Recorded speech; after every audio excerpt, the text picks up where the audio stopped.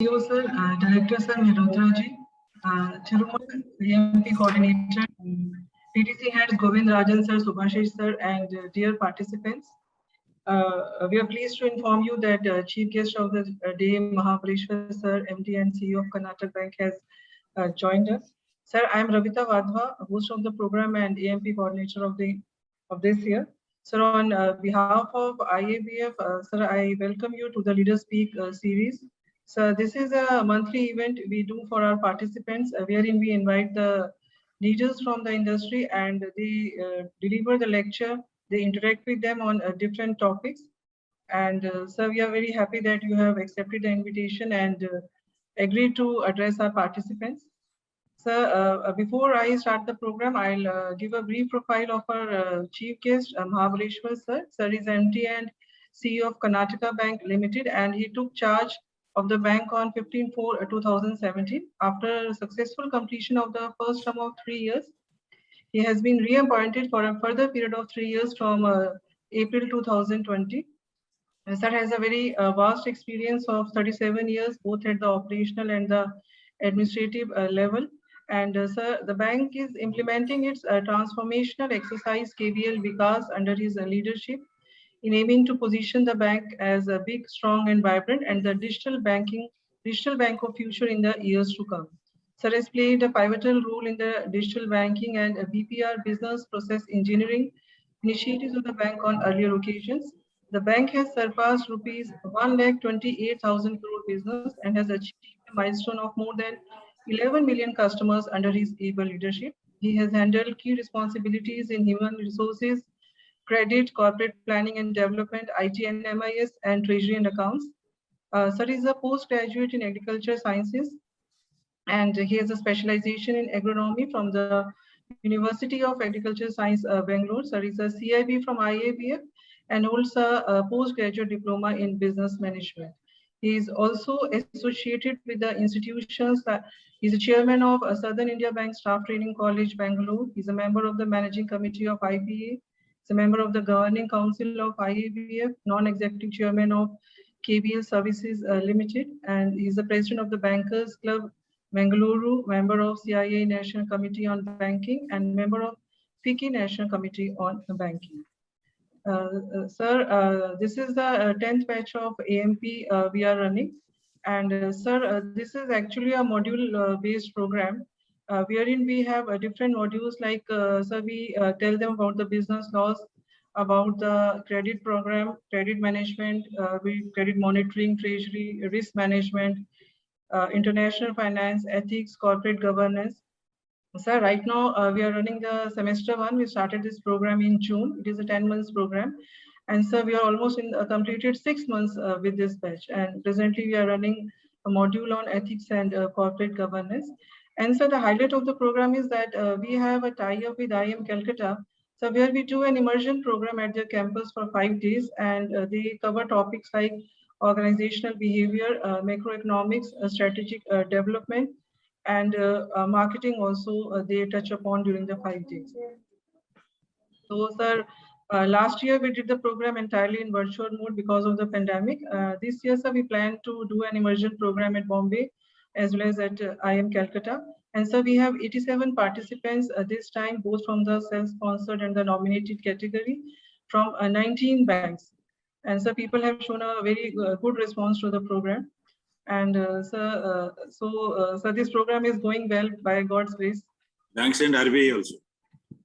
Yes. We have participants from RBI also.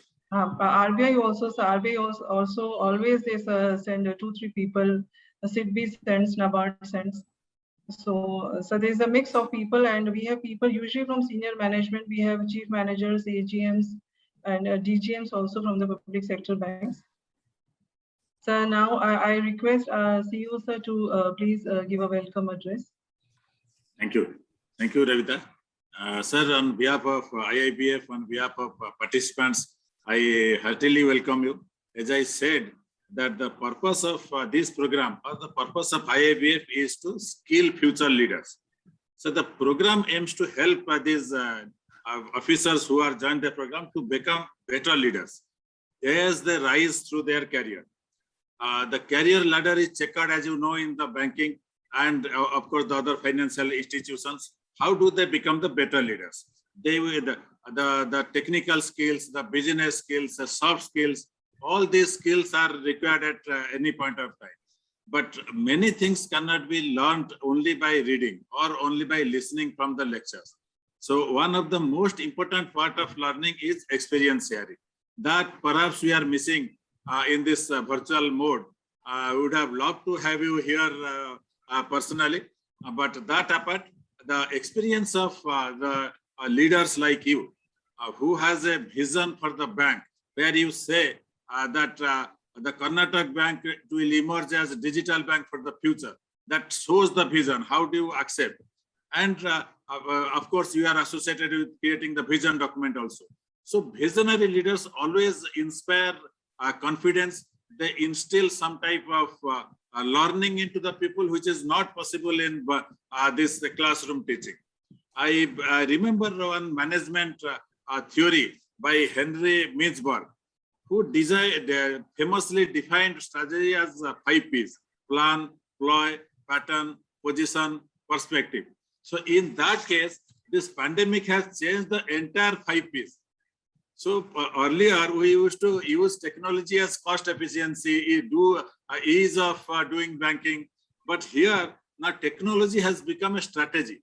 It has also brought up some unintended consequences. That means we are getting competition not only from the banks or NBFCs, we are getting competition from the fintech companies also. The other day there is a big advertisement by MobiWik and other people that you purchase and pay later. That is as good as giving a personal loan. So and P2P lending companies, they have been designated as NBFCs. So the technology's strategic importance as a critical component of business is now well acknowledged.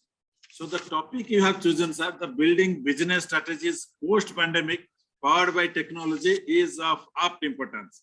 The McKinsey study has shown that in the responses to COVID-19 have speeded the adoption of digital technology by several years. In many cases, adoption has been speeded up by 7 years.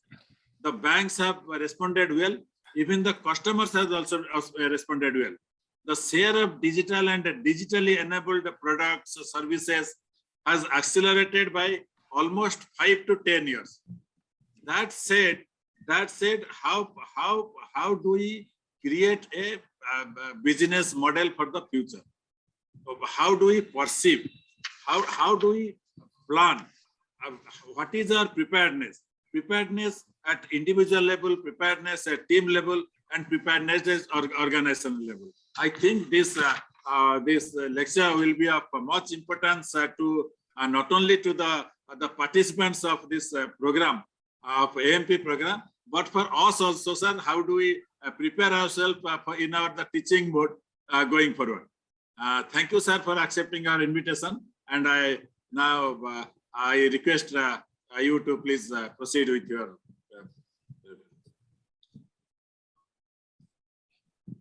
Shall I start? Ravita, or you have given the yes, paper by you? I think it. Yes, sir. Please, sir. Please, sir. Please, sir. The floor is yours. Okay. Good afternoon to all of you. Special thanks to our CEO, Mr. Biswadas, program coordinator, program director. I think you call her as program director, Madam Ravita, all the faculty members of IIBF, and all the participants. In fact, I should credit today's my presence here to my best friend in IIBF, Mr. Biswadas. He has been after me for quite a long period, and he has been persuading me also, because you know, bankers say, yes, we do have time, but it is very difficult to adjust the time. So that is why I could not fulfill his request in the past. So today time has come, and I am fortunate to have been able to connect to all of you. Even though the title says that leaders speak series, I should put a caveat at the upfront itself that I'm not a leader, but definitely I practice leadership. So I subscribe to ideas that leadership is an action, but definitely it is a position. So I have been grown up like that only. My vision about the leadership is leaders should have vision and as well as the responsibility. But leadership is not about the power. It is all about the vision and responsibility and not about the power. Why I'm saying like this, you all know that because many of you, almost all of you are from the banking sector. And you know that banking is a team activity. Hence, inclusive leadership is the desirable one. And not only inclusive leadership, we also have to manage the change. We have to take care of the transformation in our respective institutions as well. So apart from inclusive leadership, I think you will agree with me that the present day leaders, they have to be transformational leaders as well. So my concept of leadership is inclusive leadership and the transformational leadership. Why it is required is change is the only constant factor that we are observing in the present day scenario. Change, that is what I said, the transformation. So that is the only constant factor, and we have to keep on managing the changes. If the changes are not there, then both we as well as our institutions, they become irrelevant. So to continue that relevance of the institution, relevance of the persons, change is a must. So what we need in the banking sector is the transformational change. So for the transformational change, the adaptability is the key. How best we will adjust ourselves to the changed scenario. Change is what is the desirable change? What type of change or the transformation our institution is pursuing? Whether it will take us to the desirable level that we are all aspiring for. Also, things we have to thoroughly discuss, deliberate, and decide. So for this to achieve the desired result, the adaptability is the key. So that type of flexibility, adaptability without compromising the core values. See, one thing is very sure, core values are not compromisable. But all other things, yes, we are ready to change, adapt to the situation. With this background, if you look into the things, the pandemic has provided the greatest opportunity for all of us. So I should consider the pandemic as the great disruptor, because here, if you look into any organization, they have been able to successfully convert the challenges into opportunities. Pandemic has come all of a sudden, it has hit all of a sudden, all of us, without any institutions, without any nations, and it was across the globe. So now, how this particular disruptor of the century was converted as an opportunity. It was the never heard of a sort of challenge, but all of us have been able to convert it into an opportunity. To tell my own story in my own bank, Karnataka Bank, we have at the very onset of this particular pandemic, COVID-19 pandemic, somewhere in February 2020, I had a very detailed board deliberations because something unusual was going to happen. It was very clear how it is going to hit, what would be the significance or the magnitude of that. None of us were aware. But we were reasonably sure that it is going to be there for quite a long period because at that time, no vaccination was available. Hence, we had a detailed board deliberation. Then for the pandemic itself, we came out with a separate business strategy, a separate business mantra called conserve, consolidate, and emerge strong. Conserve, consolidate, and emerge strong. Why it was so that? Because what are all the resources available at our end? This was the time to judiciously use those resources to get the maximum benefit. Business expansion, yes, that has been the focus point of all the banks. But whether this pandemic affected year was an ideal year for business expansion, that was the point that we pondered over. So we came to a conclusion that we should be able to protect the human lives, especially my staff members. That was the more precious one for me, and the banking assets. So we zeroed on these two things, prioritized all other things, and also, of course, cost rationalization, all those things were there. As a result, we have been able to focus on this because right from day one, it was very clear in our mind what type of path we are going to walk in the days to come. The result was very, very sweet for us. We have been not only able to protect the human lives, that is HR of my bank, but in all the fundamental aspects of the bank, we have been able to create new history. In fact, the pandemic affected year 2020-21 has been the year wherein we could declare the maximum profit, net profit. That was the highest ever profit of 482 crores we could declare for the bank. Not only that, this was after taking the PCR, provision coverage ratio, to a high of 70% plus. CRAR, again, this is the highest of 14.85% during the entire history of 97 years of my bank. We have been able to focus on asset-light portfolio.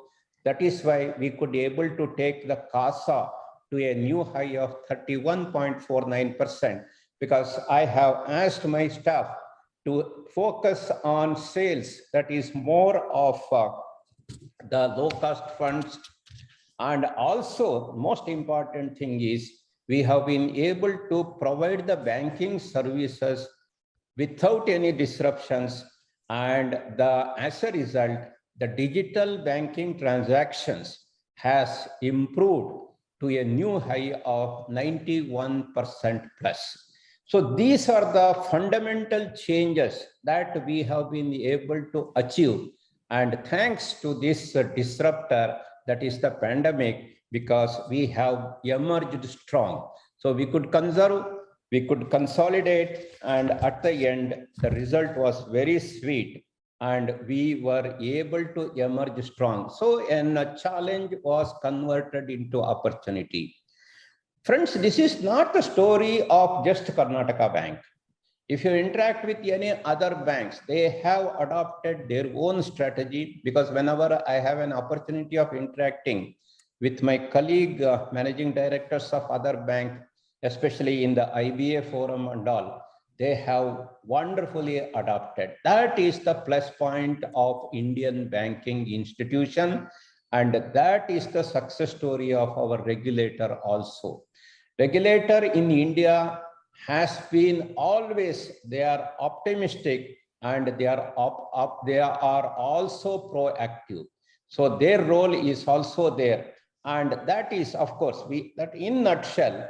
So the bankers had this ability to convert the challenges in the opportunities.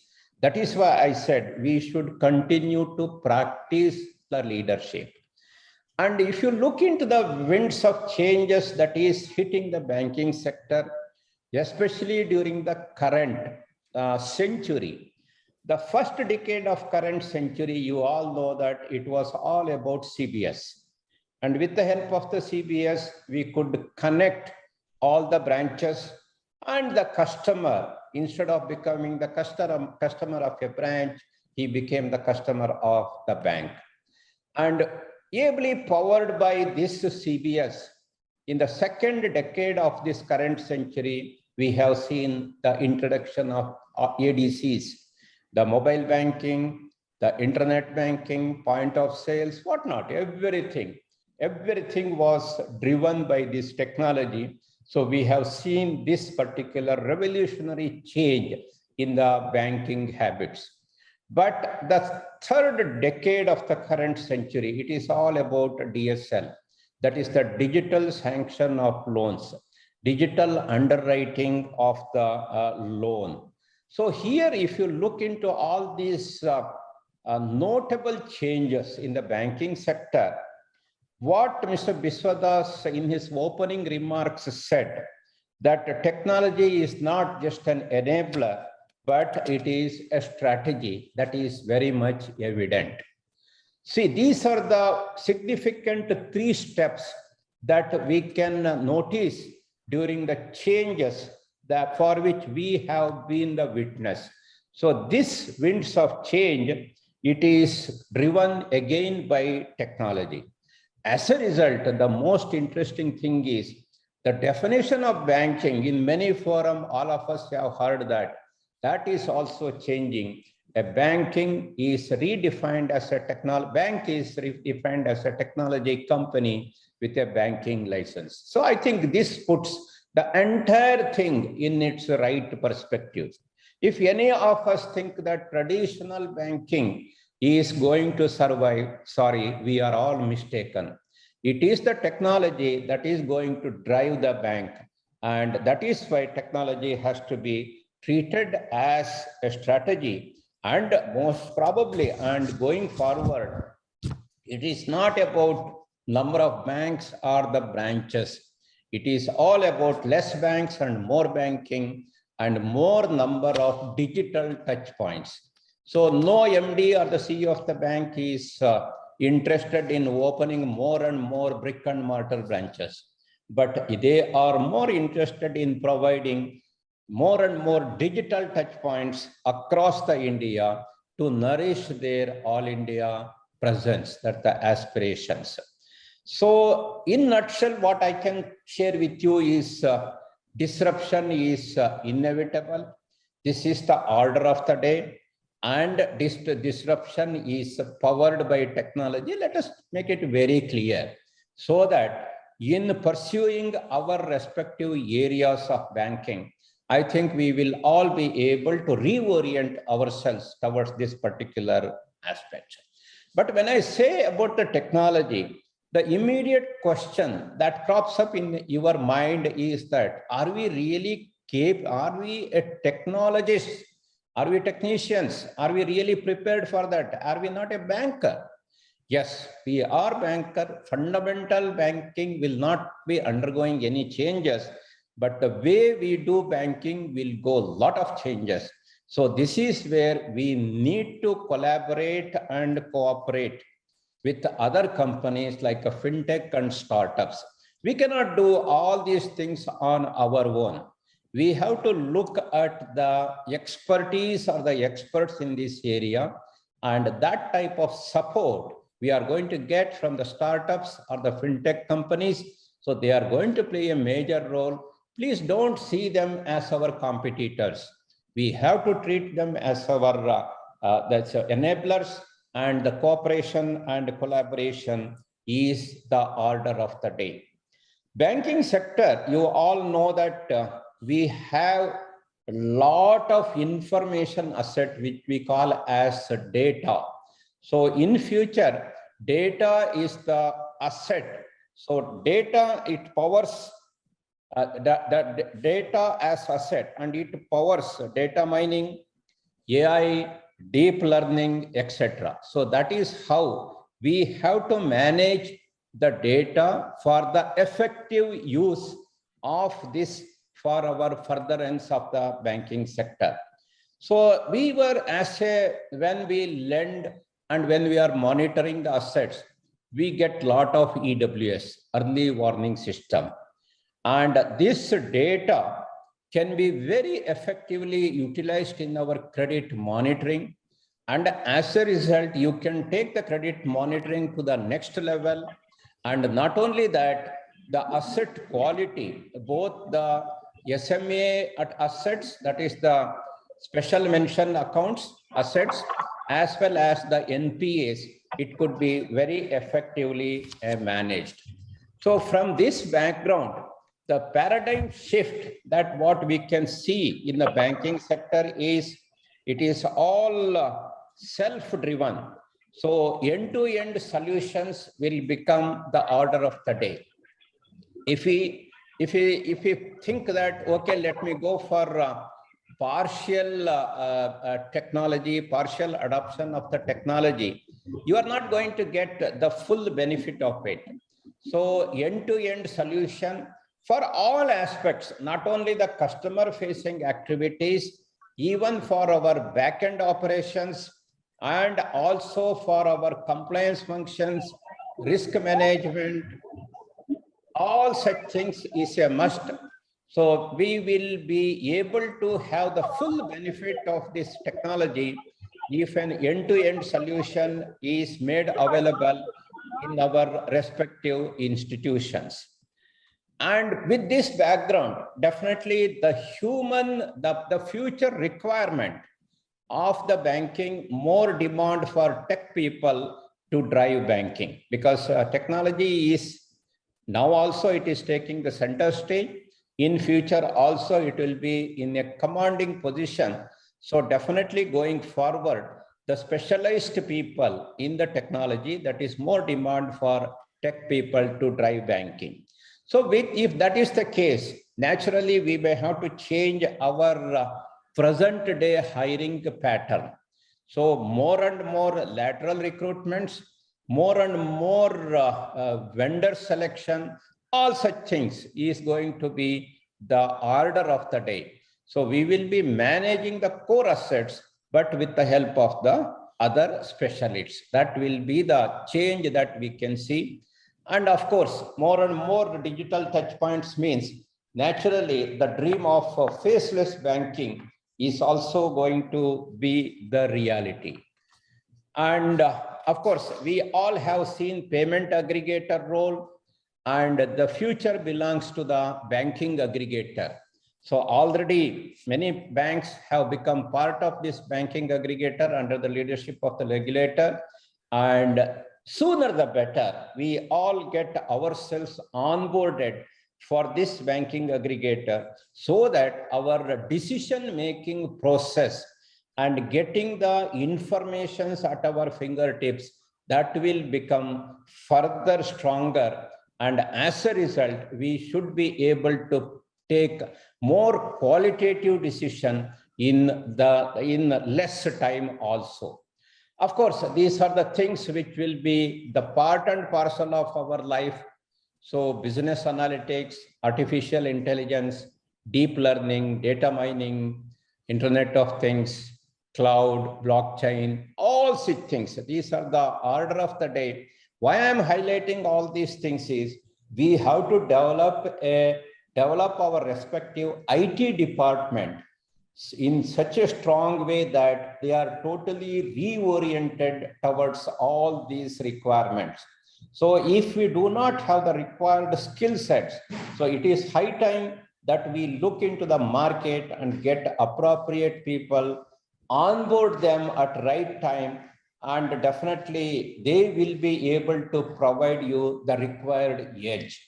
If any bank CEO, he thinks that let me depend on my existing the manpower, then most probably you may not be able to change or adapt to the change at the required pace and at the right moment.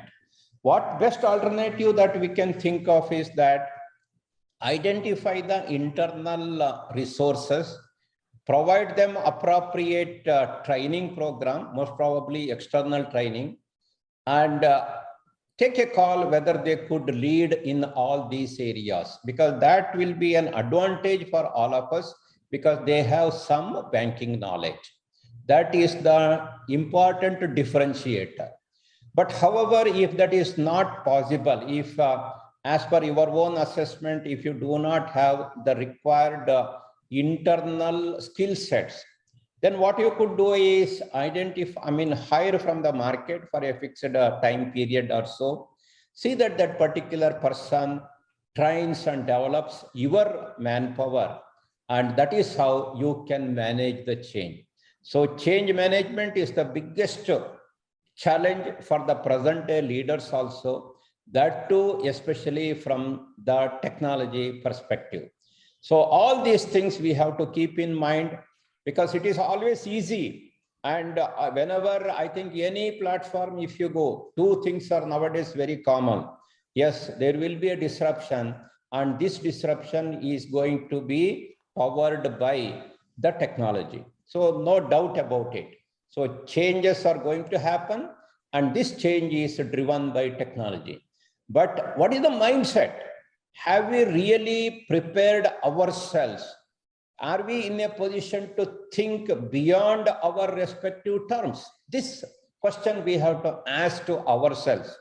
Maybe he may be a chief technology officer, he may be a chief executive officer, whoever it may be, or a chief transformation officer. Are we in a position to think and act beyond our terms? Then only you will be able to provide a transformational leadership, because transformation is a continuous factor. And which are all the driving factors? We should be able to visualize those driving factors and provide that type of leadership. And yes, economy is marching towards a cashless economy. So digital innovation, especially the solutions to the customers, it has enabled quick and efficient payment systems. And you know the transformational changes that has already brought in by the UPI. And also the lot many payment system, because nowadays payment system is not just dependent on the bank. So many feel that banks are losing their income sources and all. That's a part of the competition. So any change which is going to help the nation, the people, we should be able to welcome and adapt to those changes. Otherwise, as I said, one will become irrelevant. So digital transactions are as a result of all these things. So digital transactions have been perfectly adopted by the customers, irrespective of their age profile. You go to any branch bank today, whether it is a metro branch or a rural branch, a branch having high population, high customers of the aged population, or even the young customers, without any bias, they are all adopting to the digital means of transactions. I have seen a good number of such people adopting the digital solutions. In fact, about 5 years back, when we started our e-lobby, e-lobby means we have provided not only the ATM, but also a cash deposit machine and a passbook printer and a check collection machine. All the four we have provided in the e-lobby. I had started this e-lobby in the city of Mysore. You all know that Mysore is known as pensioners city. So when I inaugurated that e-lobby and explained the each and every functions of the machines that we had kept there, including the machine which would accept the cash and dispense the receipt. So people, all the people standing there, almost all of them were 60 plus age. They were very curiously listening to me. And after the inauguration of that particular e-lobby, I came back to the branch, had interaction with my staff members. And when I was about to leave the branch, I just saw that e-lobby. And it was a pleasant surprise for me that in front of that e-lobby, there were about 20 to 25 senior citizens have already queued up to do the first transactions. See, seeing is believing. So when I said that you can deposit the cash, you need not sort out the currencies, 100 rupees, 50 rupees, 500 rupees, at that time, even 1000 rupees, all you can, even if it is mixed up, you can just put it in the tray and the machine will absorb it and it will count on its own and it will tell you how many denominations, all those things, number, everything it will display. They were very curiously listening to me, but they wanted to believe it by practicing it. So even the senior citizens, their enthusiasm to adopt the technology is really eye-opening for all of us. That type of experience, almost all we bankers had. So let us not underestimate any of the age group people. They're all equally aware and enthusiastic in adopting to the technology. As a result, even the digital transactions, of course, the new generation private sector banks, they were the leaders. And the first generation private sector banks like us, we had the legacy issue. And even in spite of that, the banks like us have, as I said, 90+% digital transactions. And even the nationalized banks also, they have picked up. And that is why I said technology is the greatest enabler. So this is the ADC revolution that we had seen during the second decade of the current century and has been further stabilized during the third decade also. This is all because the people's priorities. Ravita, just check. Yeah, I think somebody, you may please close your audio in the mute stage, all of you. Yeah. So this is, as I said, the people's priority. People are willing to change. The only thing is whether our respective banks, respective institutions are capable of meeting their aspirations. Are we capable of providing the right technology-driven solution for them? See, when we introduce this loan sanction through digital platform, I call it as the digital underwriting of the loans. Lot of curiosity about the home loans getting sanctioned through the digital platform and the salaried loan, no intervention at all, end to end, right from KYC documents updation till the loan sanction, its documentation and the disbursement, everything happens automatically. So this is the lot of excitement that we are going to provide to the banking, of course, taking due care of the compliance as well as the risk management. The latest addition for all these things are the emergence of neobank, a digital bank without any physical presence. And of course, now many banks have started using this particular platform for onboarding the new customers, for getting CASA and all. And this is the big revolution that is going to happen in the days to come.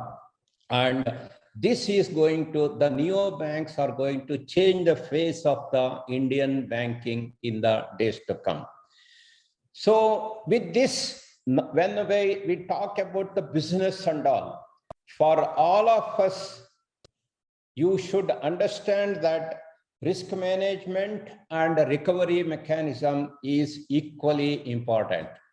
I cannot underwrite a new asset without properly assessing the risk.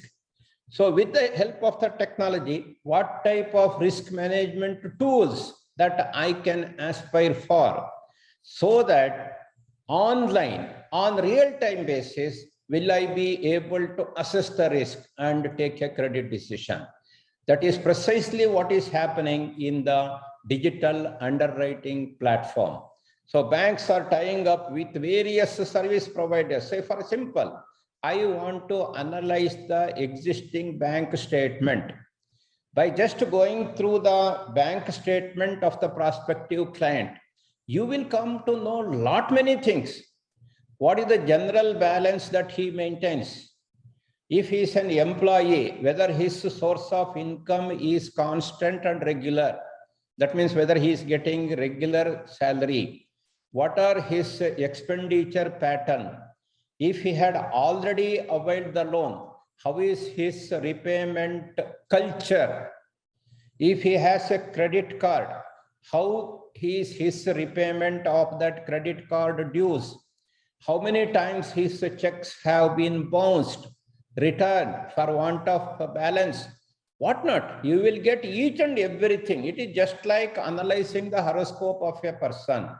So that type of insight, an insightful information about a person by just analyzing the bank statement, that type of separate vendors are available, a separate solution is available, and all these things are happening in real-time basis and online also. So that is the power of technology that we are all aspiring today and utilizing also. And this is also going to change the risk management practices of the bank. Not only the risk management, as I already made a mention, the recovery mechanism also. So e-connect, e-collect facilities are also being made available. And in the recovery, EWS type of facilities are also going to be made available, which would definitely help us in minimizing the stress in our respective portfolio. It is all possible if we have the automated digital dashboards for review and monitoring. So nowadays in my own bank, the moment I come to the office by morning, all the business figures are already displayed in my mobile. So what has been the movement in the advances, what has been the movement in the CASA, what has been the movement in the stressed assets, NPA, everything is available today. So that type of express dashboards without any human intervention is enabling the top management today to know how was yesterday.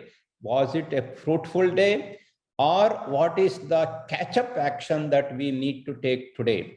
And that is also going to be discussed in the huddle meeting of the branches, so that each branch would have this type of digital dashboard. And that is the power that is being made for the review and monitoring activities. With this, we need to understand that human capital is going to change. Managing human capital will be the biggest challenge for all of us also. So with this, what type of human capital that we are thinking of? Skill upgradation, as I have already mentioned, we cannot say that I have been with the bank, I have been practicing the banking for the last 30 years, I know everything. No, you are mistaken. Every day is a new day. Every day is a new challenge day. Every day is a new banking opportunity day. If I have that hangover, yes, I am practicing banking for the last 30 years. Yes, years may be there, but you would become irrelevant. So you should be the continuous student of the learning. So that is the approach and the attitude required. So with this, the HR department should continuously focus on skill upgradation. And as I said, wherever it is required, outsourcing is a solution. Fortunately, for almost all the banks, we have our own subsidiaries. And with this subsidiary, I think we can definitely scout for the required skill sets, because only the core activities we need to have our own manpower. For all other things, we can definitely focus on the lateral recruitment. So that is how we can depend on the outsourcing as a solution also. So here we have good number of challenges. So as I said, the review and monitoring, this has to be continuously upgraded. but we cannot totally rule out about the cyber security aspects as well as the data security. When we are entirely dependent on the technology, the cyber security related challenge, it is going to further increase. So this we have to underscore, and accordingly, we have to develop our capability to handle this new security related issue. Data protection also is our responsibility. And of course, technology becomes obsolete. So it is our responsibility to continuously upgrade the technology as well. Of course, it comes with a cost. So as a banker, we cannot take out our eye from the ROI, that is the return on investment. So we have to make our own prudent analysis on the return on investment on technology.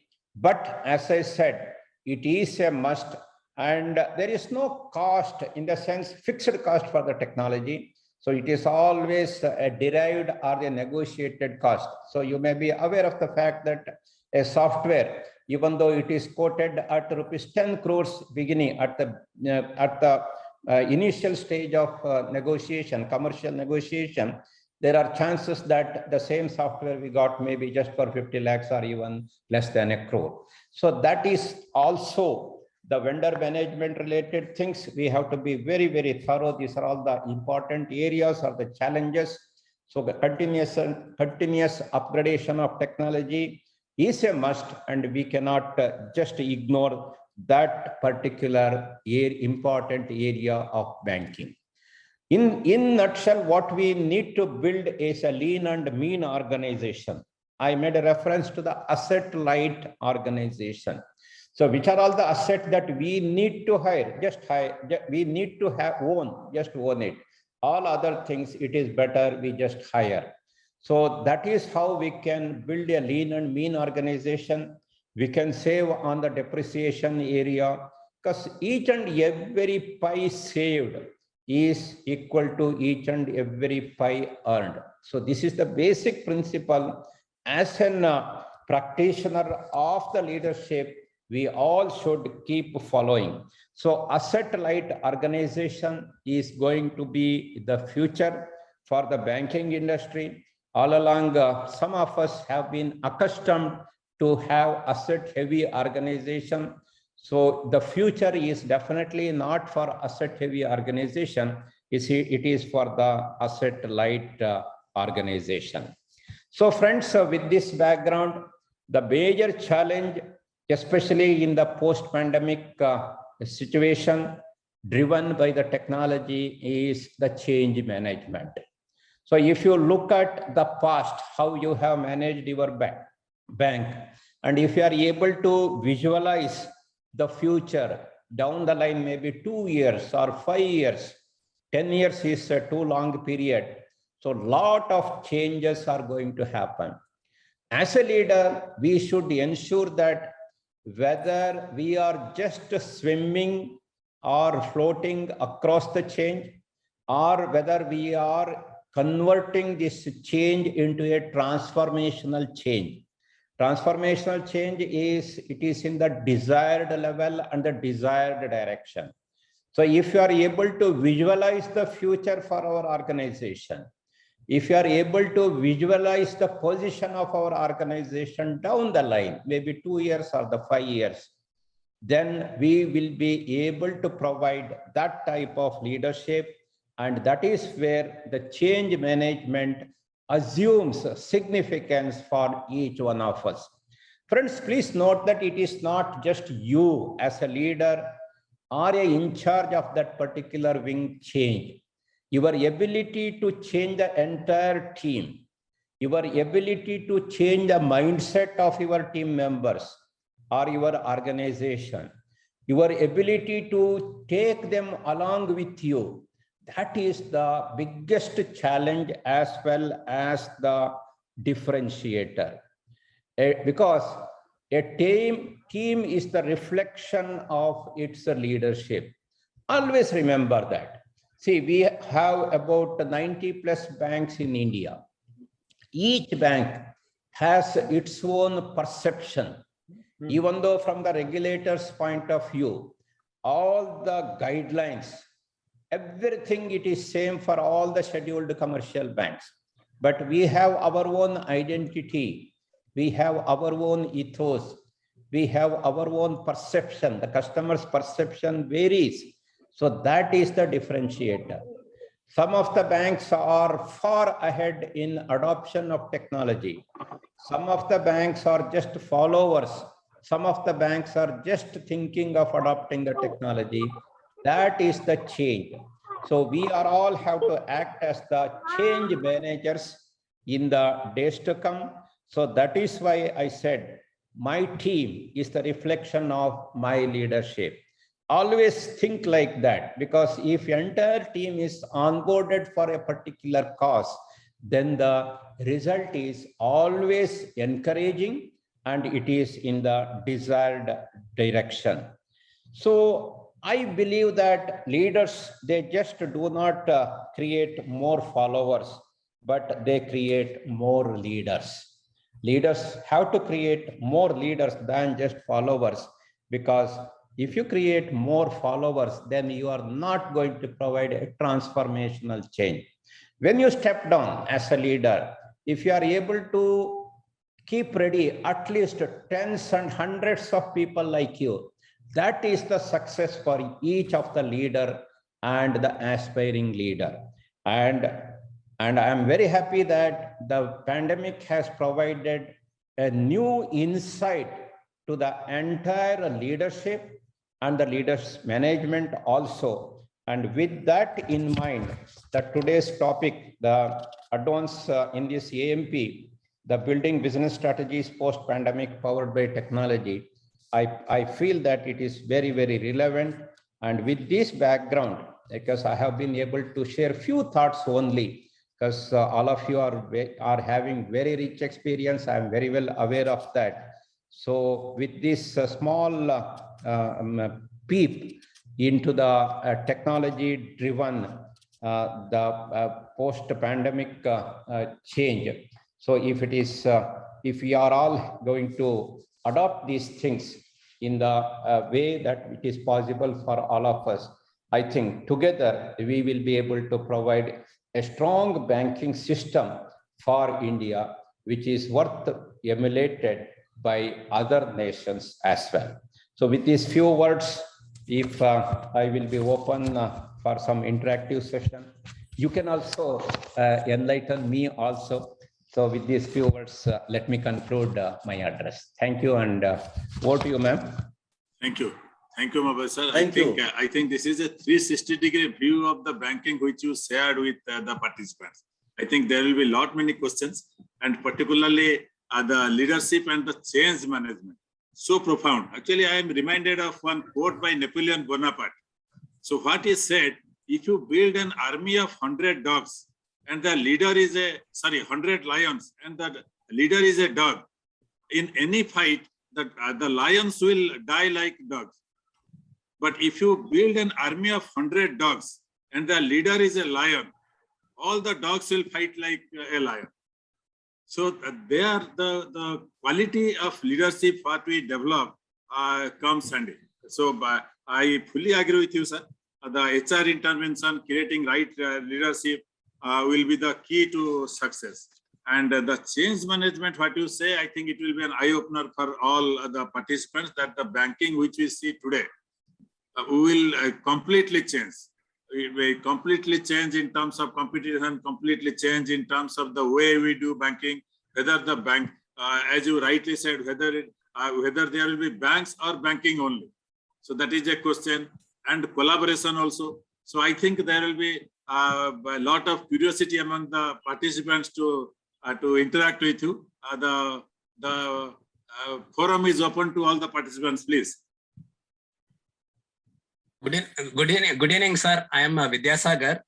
Sir, I represent from G1 Bank, but I started the career with Karnataka Bank just to 25 years bank, where we have seen that whenever the power was going, we used to lit up the Petromax and we used to work. But under your leadership, I can see the transformation, what has happened with regard to technology wise. It is fantastic, sir. And especially, sir, the term what you have coined. Now banking is a technological company with a banking license. This is the new word, sir. And especially, sir, my question is that with regard to neo banking, how will be the expansion of the physical branches? It will be taking forward. Everything will be driven by technology. That is the basic thing. And you don't expect any brick and mortar branches. See, neobank, what is the concept that is now being pursued is that in onboarding the customers, see, one bank, I mean, many banks, they have already started doing that.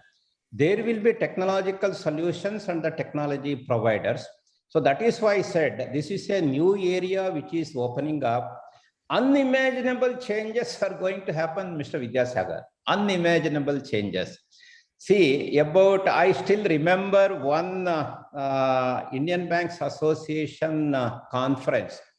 I attended that conference when I was the DGM at that time. It was held at Mumbai. At that time, Mr. MD Mallia, he was the CMD of Bank of Baroda. He was highlighting the power of alternate delivery channel.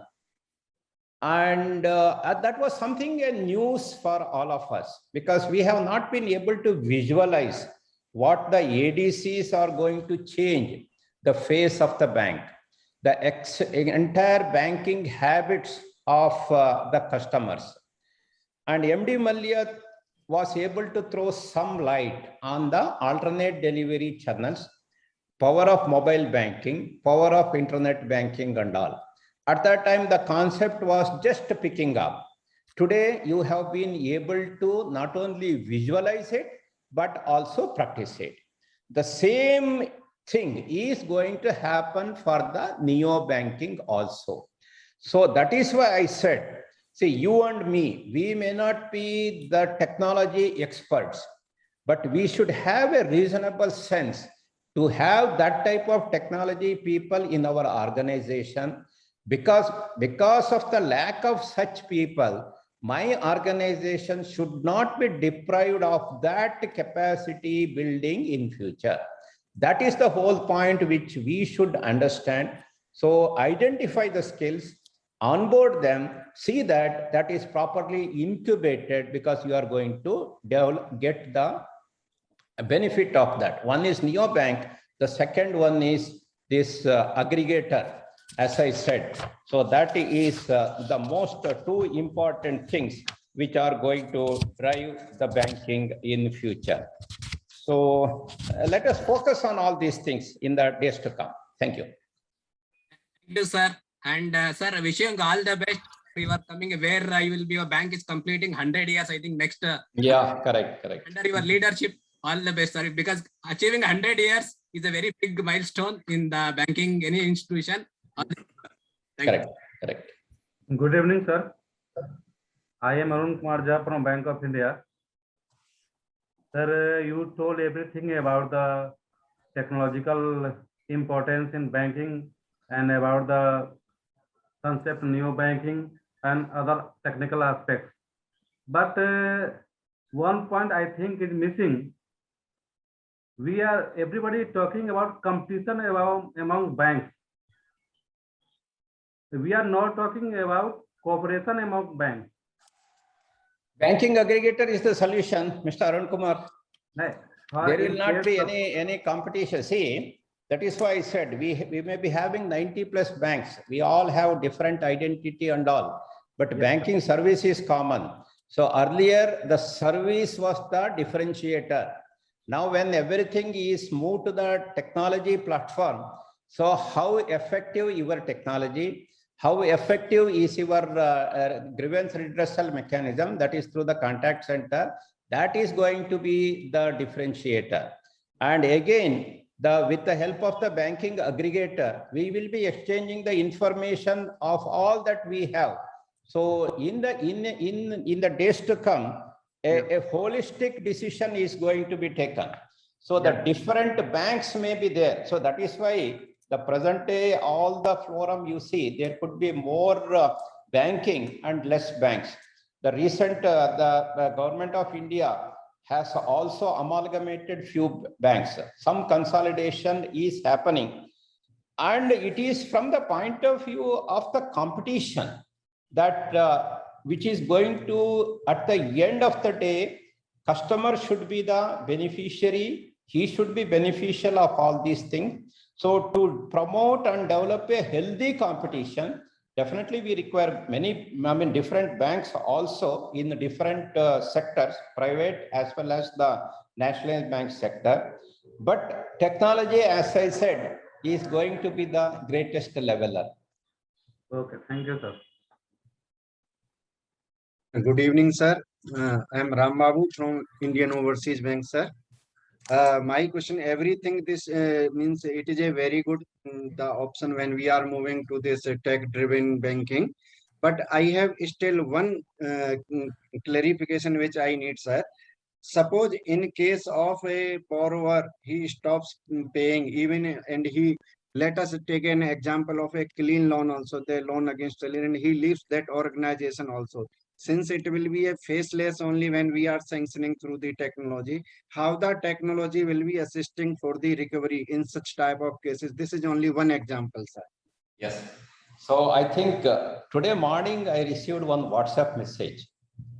So young couple, they were flying to Australia, and all of a sudden the flight, the aircraft started some technical problem, and the pilot had to land that flight in an island where there was no connectivity, and only to save the life, he said, I'm going to land in this island. So flight subsequently landed safely, and there were a young couple, and the husband was inquiring with his wife, have you, last month our payment of the car loan was due.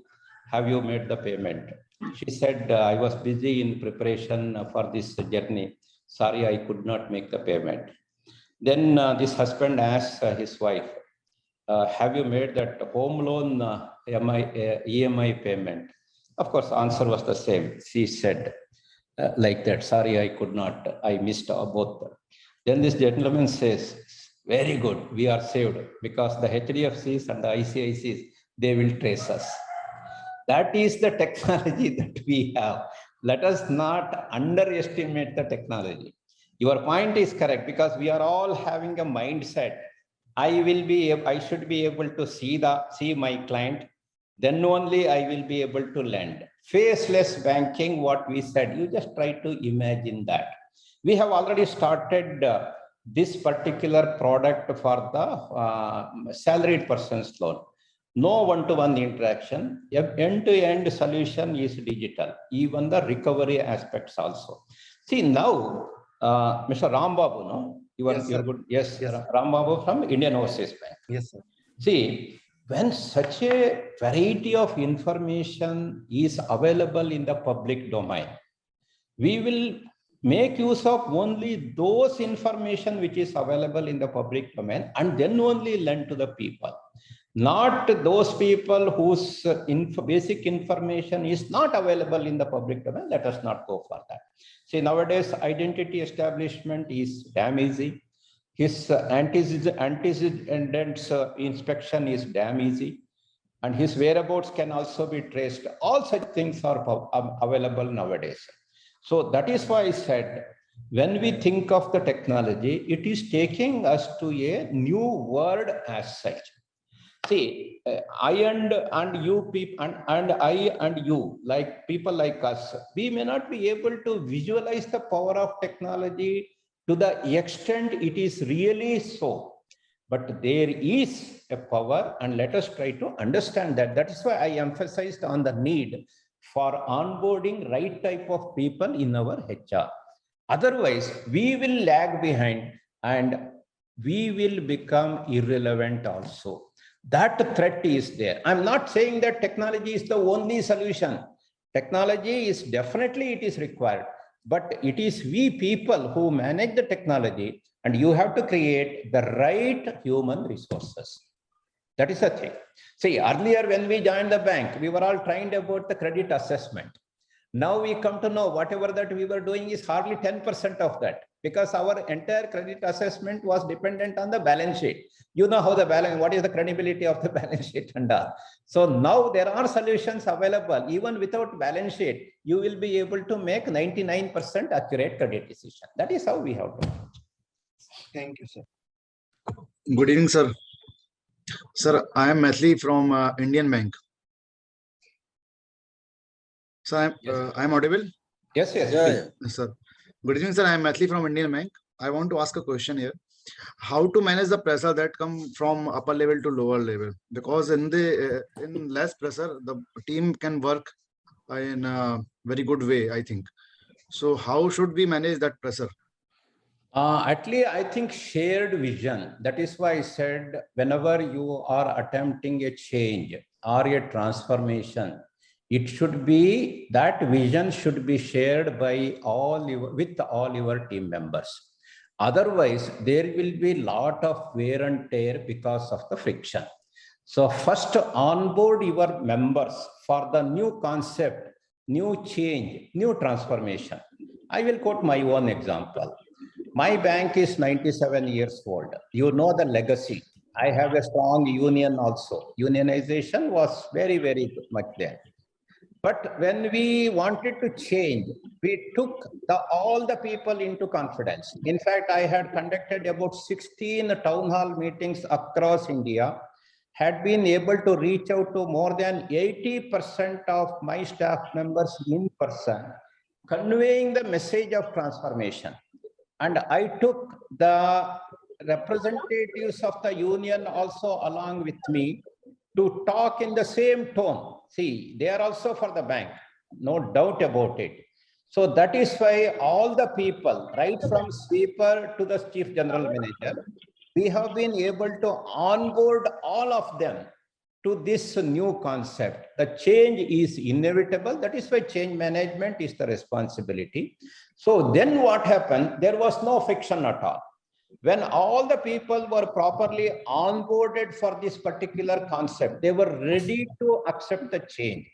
Otherwise, there used to be hesitancy, there used to be resistance. My very, very scarce manpower, energy, efficiency, everything would have been wasted. So when you have been able to successfully convey the changes, the desired changes, why it is so, where we are going to put our organization, all such things, if it is categorically clarified, then no question of pressure, no question of opposition, no question of having dissenting view. See, different viewpoints is always welcome. That's why I said, let us thoroughly discuss, deliberate, and then decide. When a decision happens, then you cannot raise your voice. No, so I was telling like this and all such things. That is not the way of the team. So that is why I said, let us first onboard all the people to a particular theme. Then whatever the changes, whether you want a consultant for that, all that thing, that is second step.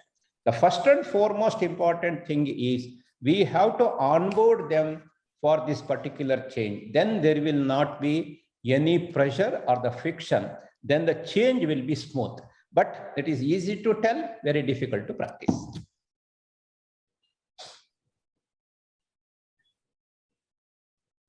So I have a question, Niyati from Bank of India.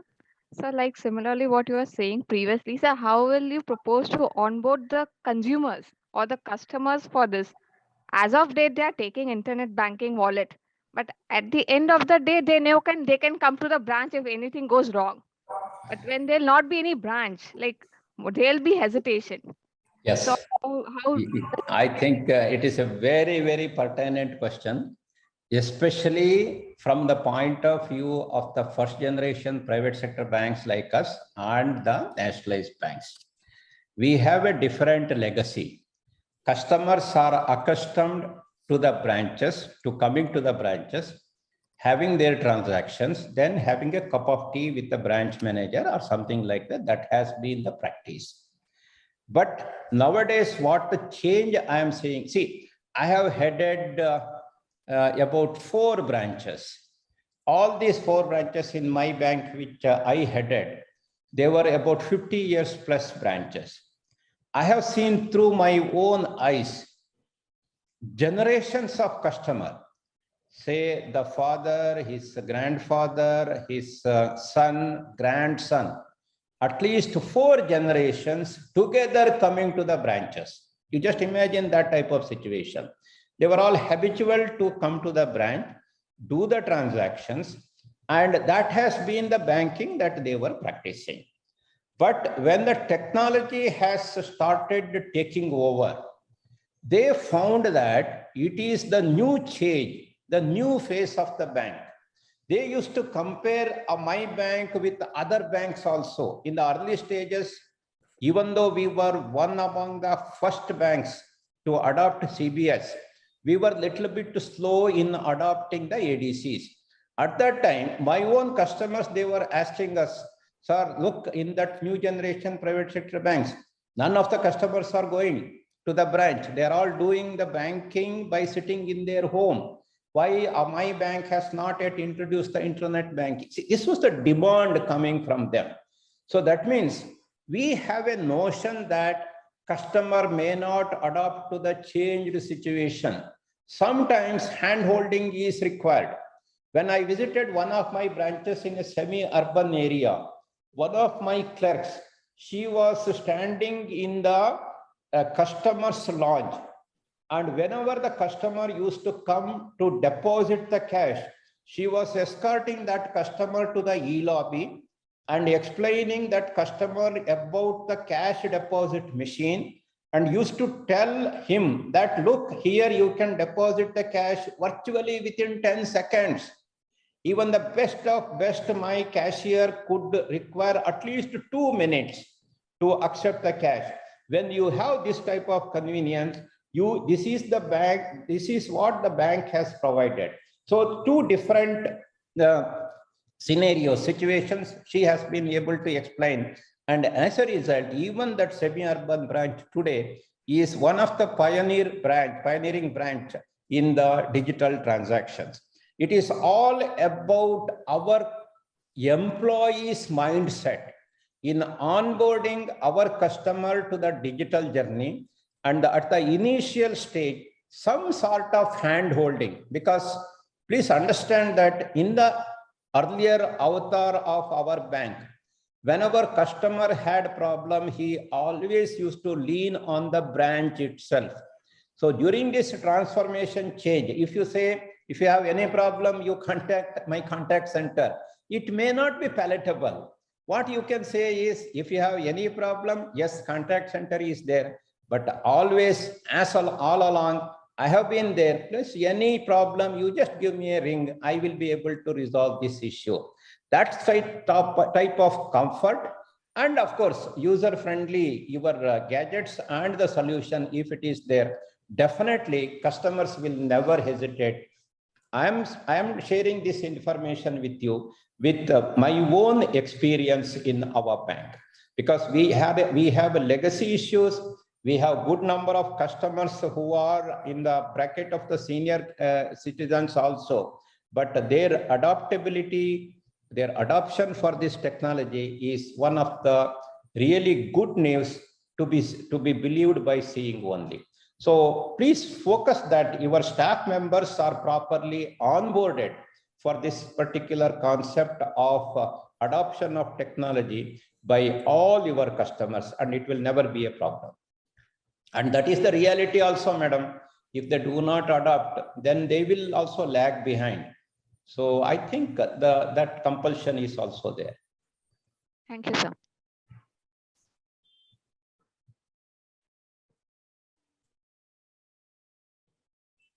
Any other friend? Good evening, sir. Myself Jiten Tiwari. I'm from Central Bank of India.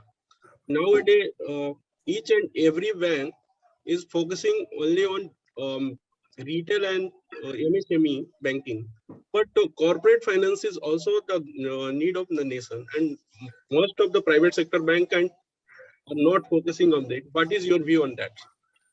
I don't subscribe to your view. See, banks are focusing on the corporate finances also. But the point to be noted is that corporate finance would not get me the required stability to my credit portfolio compared to the retail and the MSME portfolio. MSME and the retail portfolio not only gets you the required stability, and the risk is highly diversified, and your ability to earn more interest, in the sense yield on advances, is also better. Unlike the corporate advances, where is no doubt the risk weight is less if you are taking exposure to the AAA, AA, or the A-rated company. Only thing is the risk weight, you will be having the advantage. But the probability of default, you have seen in the past, even the AAA rated corporates have also become D-grade and have defaulted also. So keeping that in mind, bankers have been little bit choosy, but corporate advances is going to be an integral part of the bank. Only thing is, depending on the business model that each of the bank have, they might have given some preference in the order of, say, retail, MSME, and the corporate, or MSME, retail, and the corporate. I have seen some banks even today giving preference for the corporates also. So it all depends on their business model, nothing wrong in it. So if my presence is more in the rural, semi-urban area, naturally I will give preference for the retail and the mid-corporates. I will not chase the corporates, because some banks, they feel that it is not their cup of tea. But if my presence is good in the metros, naturally there is very good opportunity for the corporates also. So if I have a deployable fund, if my resources is coming at a comparatively cheaper cost, then naturally I can afford to that. So it is a business call each bank has to take. So there is no fixed solution that each bank should go for only the retail, mid-corporate in that order. It is not so. It is the management decision. Let us all continue to take an informed decision. Sir, this is hello, sir. This is Sanjay Kalla from Central Bank of India. I have a very small question, sir. How have you learned your leadership lessons? By looking at people like you, Sanjay. See, that's why I said, as a banker, we all should have the mindset that we are the students of learning till we breathe our last. If we have that type of mindset, you can learn so many things, even from the small kids, even from the school-going children, teachers, our own leaders, our own mentors in the bank. So that type of humility is the first step. Never ever think that I am the leader. That's why I said in the beginning itself, I had put a caveat. I'm not a leader, but I practice leadership. Let us have that type of mindset so that you will be able to get good things from across the globe. So that is the proverb says in the Shastras, Ano Bhadra Krutavo Yantu Vishwataha. That means all the good deeds, let it come from all the corners of the universe. I think that is the mindset.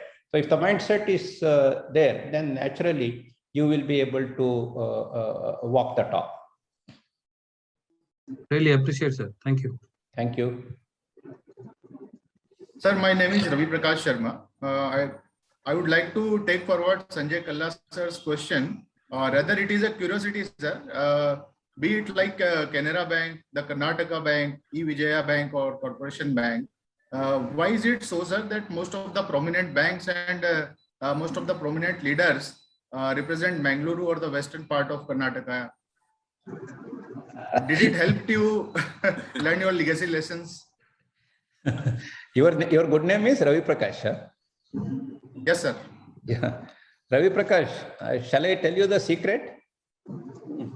Definitely, sir. The entire batch. We were not having our own money. We were better in managing others' money. That is why you could see more bankers from this part of the country. Yes. Yes. Thank you. Thank you, sir.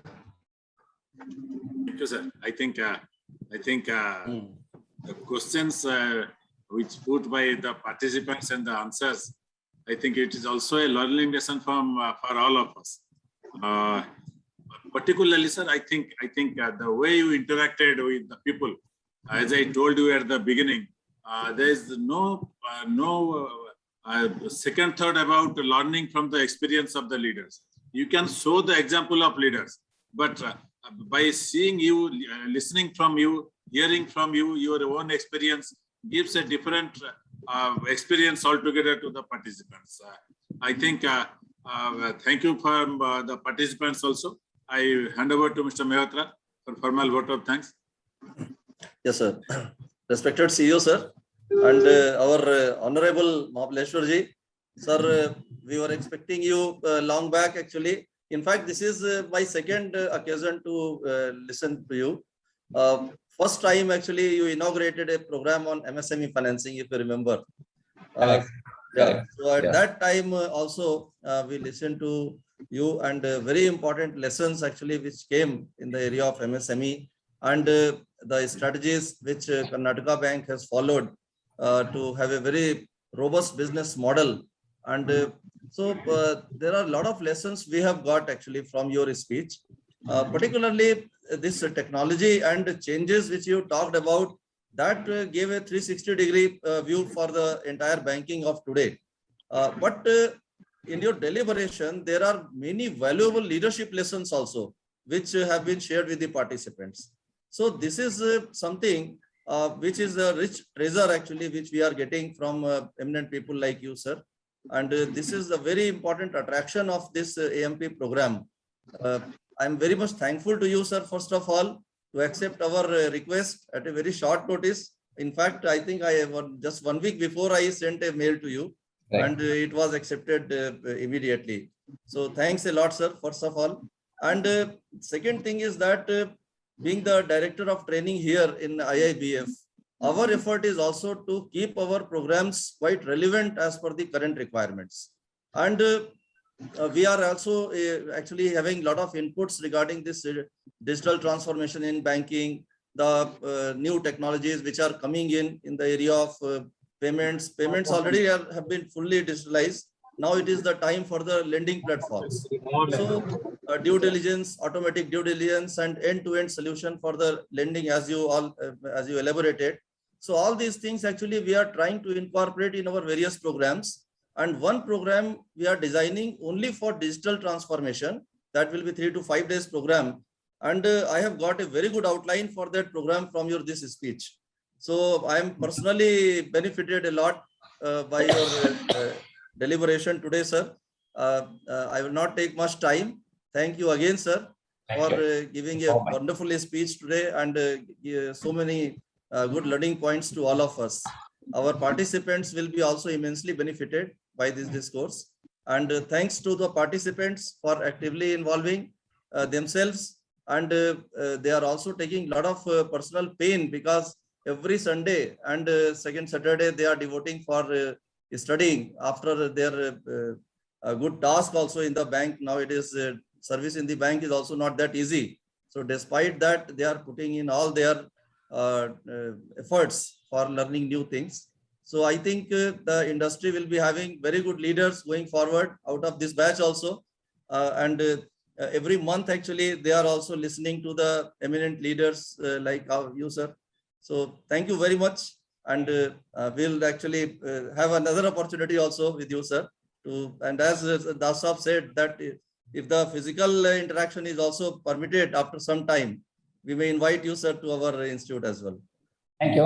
It was a great learning experience for me also. Thanks, sir. Pleasure was mine. Thank you, and all the best for the AMP. Thank you. Thanks. Thank you, sir. Thank you, sir. Thank you. Thank you. Thank you, sir. Thank you, sir. Nice session, sir.